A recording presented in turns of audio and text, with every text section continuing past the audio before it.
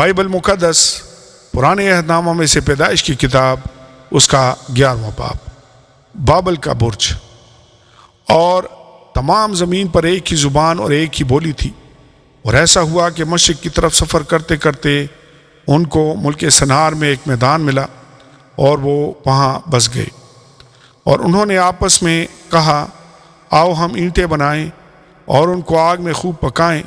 سو انہوں نے پتھر کی جگہ اینٹ سے اور چونے کی جگہ گارے سے کام لیا۔ پھر وہ کہنے لگے کہ آؤ ہم اپنے واسطے ایک شہر اور ایک برج جس کی چوٹی آسمان تک پہنچے بنائیں، اور یہاں اپنا نام کریں۔ ایسا نہ ہو کہ ہم تمام روئے زمین پر پراگندہ ہو جائیں۔ اور خداوند اس شہر اور برج کو جسے بنی آدم بنانے لگے دیکھنے کو اترا، اور خداوند نے کہا، دیکھو یہ لوگ سب ایک ہیں، اور ان سبوں کی ایک ہی زبان ہے۔ وہ جو یہ کرنے لگے ہیں، تو اب کچھ بھی جس کا وہ ارادہ کریں ان سے باقی نہ چھوٹے گا۔ سو آؤ ہم وہاں جا کر ان کی زبان میں اختلاف ڈالیں، تاکہ وہ ایک دوسرے کی بات سمجھ نہ سکیں۔ بس خداوند نے ان کو وہاں سے تمام روئے زمین میں پراگندہ کیا۔ سو وہ شہر کے بنانے سے باز آئے، اس لیے اس کا نام بابل ہوا، کیونکہ خداوند نے وہاں ساری زمین کی زبان میں اختلاف ڈالا، اور وہاں سے خداوند نے ان کو تمام روئے زمین پر پراگندہ کیا۔ سم کی نسل۔ یہ سم کا نسب نامہ ہے۔ سم 100 برس کا تھا جب اسے طوفان کے 2 برس بعد ارفکسد پیدا ہوا، اور ارفکسد کی پیدائش کے بعد سم 500 برس جیتا رہا، اور اس سے بیٹے اور بیٹیاں پیدا ہوئیں۔ جب ارفکسد 35 برس کا ہوا تو اس سے سلا پیدا ہوا، اور سلا کی پیدائش کے بعد ارفکسد 403 برس اور جیتا رہا، اور اس سے بیٹے اور بیٹیاں پیدا ہوئیں۔ سلا جب 30 برس کا ہوا تو اس سے عبر پیدا ہوا، اور عبر کی پیدائش کے بعد سلا 403 برس اور جیتا رہا، اور اس سے بیٹے اور بیٹیاں پیدا ہوئیں۔ جب عبر 34 برس کا تھا تو اس سے فلج پیدا ہوا، اور فلج کی پیدائش کے بعد عبر 430 برس اور جیتا رہا، اور اس سے بیٹے اور بیٹیاں پیدا ہوئیں۔ فلج 30 برس کا تھا جب اس سے رعو پیدا ہوا، اور رعو کی پیدائش کے بعد فلج 209 برس اور جیتا رہا، اور اس سے بیٹے اور بیٹیاں پیدا ہوئیں۔ اور رعو 32 برس کا تھا جب اس سے سروج پیدا ہوا، اور سروج کی پیدائش کے بعد رعو 207 برس اور جیتا رہا، اور اس سے بیٹے اور بیٹیاں پیدا ہوئیں۔ اور سروج 30 برس کا تھا جب اس سے نحور پیدا ہوا، اور نحور کی پیدائش کے بعد سروج 200 برس اور جیتا رہا، اور اس سے بیٹے اور بیٹیاں پیدا ہوئیں۔ نحور 29 برس کا تھا جب اس سے تارے پیدا ہوا، اور تارا کی پیدائش کے بعد نحور 129 برس اور جیتا رہا، اور اس سے بیٹے اور بیٹیاں پیدا ہوئیں۔ اور تارا 70 برس کا تھا جب اس سے ابرام اور نحور اور ہاران پیدا ہوئے۔ تارا کی نسل۔ اور یہ تارا کا نسب نامہ ہے۔ تارا سے ابرام اور نحور اور ہاران پیدا ہوئے، اور ہاران سے لوط پیدا ہوا۔ اور ہاران اپنے باپ تارا کے آگے اپنی ذات بوم یعنی کسدیوں کے اور میں مرا۔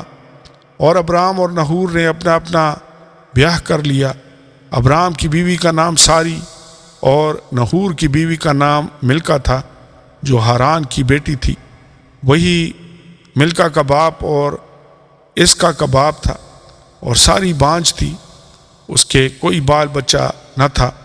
اور تارا نے اپنے بیٹے ابرام کو اور اپنے پوتے لوط کو جو ہاران کا بیٹا تھا، اور اپنی بہو ساری کو جو اس کے بیٹے آرام کی بیوی تھی ساتھ لیا، اور وہ سب کسدیوں کے اور سے روانہ ہوئے کہ کنعان کے ملک میں جائیں، اور وہ ہاران تک آئے اور وہیں رہنے لگے۔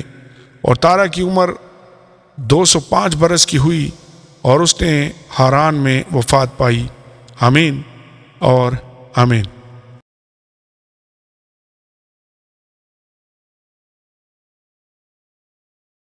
بائبل مقدس پرانے عہد نامہ میں سے پیدائش کی کتاب اس کا 12واں باب۔ خدا ابرام کو بلاتا ہے۔ اور خداوند نے ابرام سے کہا کہ تو اپنے وطن اور اپنے ناطے داروں کے بیچ سے اور اپنے باپ کے گھر سے نکل کر اس ملک میں جا جو میں تجھے دکھاؤں گا، اور میں تجھے ایک بڑی قوم بناؤں گا، اور برکت دوں گا اور تیرا نام سرفراز کروں گا، سو تو باعث برکت ہو۔ جو تجھے مبارک کہیں ان کو میں برکت دوں گا، اور جو تجھ پر لعنت کرے اس پر میں لعنت کروں گا، اور زمین کے سب قبیلے تیرے وسیلہ سے برکت پائیں گے۔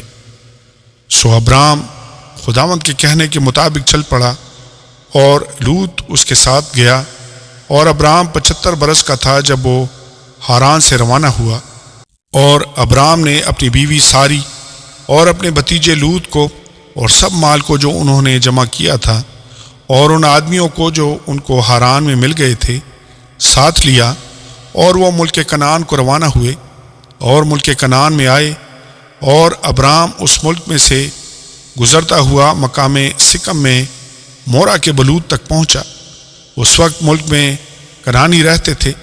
تب خداوند نے ابرام کو دکھائی دے کر کہا کہ یہی ملک میں تیری نسل کو دوں گا، اور اس نے وہاں خداوند کے لیے جو اسے دکھائی دیا تھا ایک قربان گاہ بنائی، اور وہاں سے کوچ کر کے اس پہاڑ کی طرف گیا جو بیتیل کے مشرق میں ہے، اور اپنا ڈیرا ایسے لگایا بیتیل مغرب میں اور ای مشرق میں پڑا، اور وہاں اس نے خداوند کے لیے ایک قربان گاہ بنائی اور خداوند سے دعا کی، اور ابرام سفر کرتا کرتا جنوب کی طرف بڑھ گیا۔ ابرام مصر میں اور اس ملک میں کال پڑا، اور ابرام مصر کو گیا کہ وہاں ٹکا رہے، کیونکہ ملک میں سخت کال تھا۔ اور ایسا ہوا کہ جب وہ مصر میں داخل ہونے کو تھا تو اس نے اپنی بیوی ساری سے کہا کہ دیکھ، میں جانتا ہوں کہ تو دیکھنے میں خوبصورت عورت ہے، اور یوں ہوگا کہ مصری تجھے دیکھ کر کہیں گے کہ یہ اس کی بیوی ہے، سو وہ مجھے تو مار ڈالیں گے مگر تجھے زندہ رکھ لیں گے۔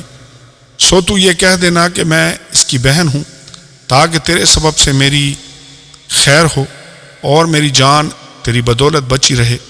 اور یوں ہوا کہ جب ابرام مصر میں آیا تو مصریوں نے اس عورت کو دیکھا کہ وہ نہایت خوبصورت ہے، اور فرعون کے عمراء نے اسے دیکھ کر فرعون کے حضور میں اس کی تعریف کی، اور وہ عورت فرعون کے گھر میں پہنچائی گئی، اور اس نے اس کی خاطر ابرام پر احسان کیا، اور بھیڑ بکریاں اور گائے بیل اور گدھے اور غلام اور لونڈیاں اور گدیاں اور اونٹ اس کے پاس ہو گئے۔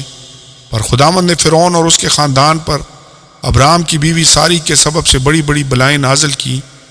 تب فرعون نے ابرام کو بلا کر اس سے کہا کہ تو نے مجھ سے یہ کیا کیا؟ تو نے مجھے کیوں نہ بتایا کہ تیری بیوی ہے؟ تو نے یہ کیوں کہا کہ وہ میری بہن ہے؟ اسی لیے میں نے اسے لیا کہ وہ میری بیوی بنے۔ سو دیکھ، تیری بیوی حاضر ہے، اس کو لے اور چلا جا۔ اور فرعون نے اس کے حق میں اپنے آدمیوں کو ہدایت کی، اور انہوں نے اسے اس کی بیوی کو اس کے سب مال کے ساتھ روانہ کر دیا۔ آمین اور آمین۔